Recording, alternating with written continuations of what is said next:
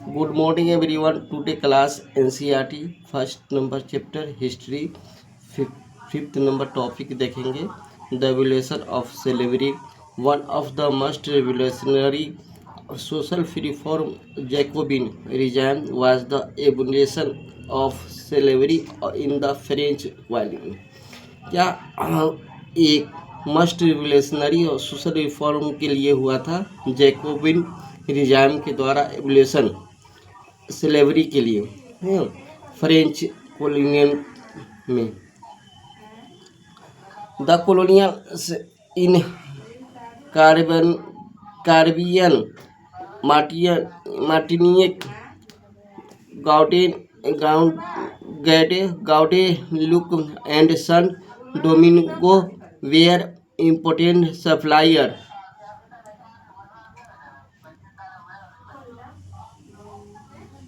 of commodities such as तंबाकू indigo और sugar and coffee वह इम्पोर्टेंट सप्लाई करते थे तंबाकू इंडिगो और शुगर कॉफ़ी के लिए but the reluctance of European to go and work in the distant and unfamiliar land meant a shortage of labour of plantation और है ना क्या लेकिन है ना वह यूरोपियन में क्या होता था वर्क डिस्टेंट होता था अनफेमिलियर लैंड के लिए शॉर्टेज लेबर और प्लांटेशन के लिए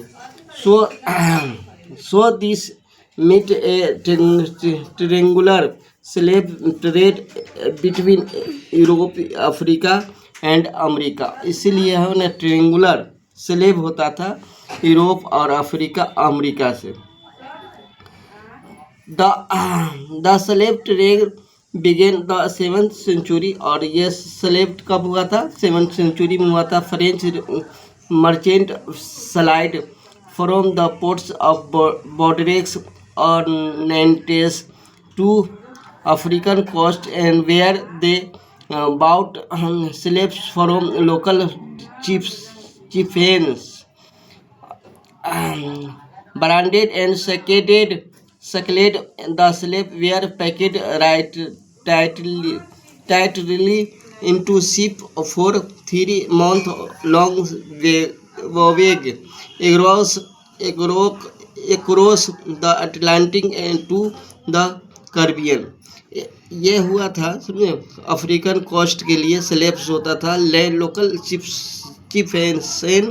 ब्रांडेड स्लेव्स के लिए टाइटली इनटू शिप हवाई जहाज से समझे 3 मंथ के लिए अटलांटिक से लेकर के कार्बियन तक there they were old sold plantation owner और इसका सोल्ड क्या होता था प्लांटेशन ओनर था the exploration of slave labour made to possible to meet the growing demand in European market for sugar coffee and coffee समझिए indigo तो इस तरीके से हम देखेंगे ग्रोइंग किस लिए डिमांड बढ़ा था यूरोपियन में मार्क्स शुगर और कॉफ़ी और इंडिगो के लिए port cities like Bordeaux and Nantes और owed their economic prosperity to the flourishing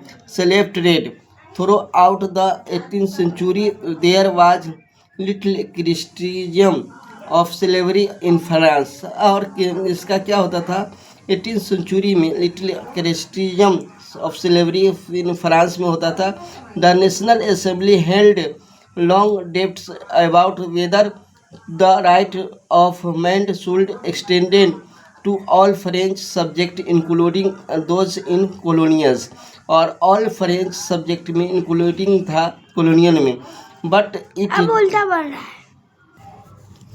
throughout the 18th century was little criticism of slavery in France. The National Assembly held long debates about whether the rights of men should be extended to all French subjects, including those in the colonial, but did not pass in any law freeing opposition from businessmen whose income depended on the slave trade. और slave trade इस पर क्या था, income depended थे.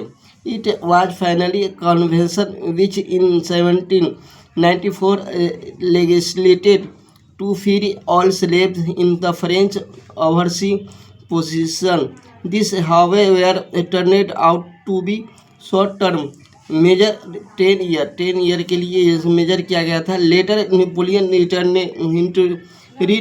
Introduce slavery. Plantation owner understood their freedom as including the right enslaved African Negroes in pursuit of their economic interest. Slavery was finally abolished in French colonial 1848. Slavery का ख़त्म किया गया था 1848 को. निगोर्स एक न्यू वर्ड है. Negroes a term use of indigenous people of Africa south of Sahara में. It is derogatory term not in common use any longer. Emancipation the act of freeing. उसके बाद देखेंगे यहाँ पर फिगर नंबर 14 है. The emancipation of slaves. This print of 1794 described in the emancipation of slaves. The articular banner on top carries the slogan, "The right of man." The inscription below reads, "The freedom of the free and French women prepare to civilize the artificial African and American Indian slaves by giving them European clothes to wear." Thank you for watching.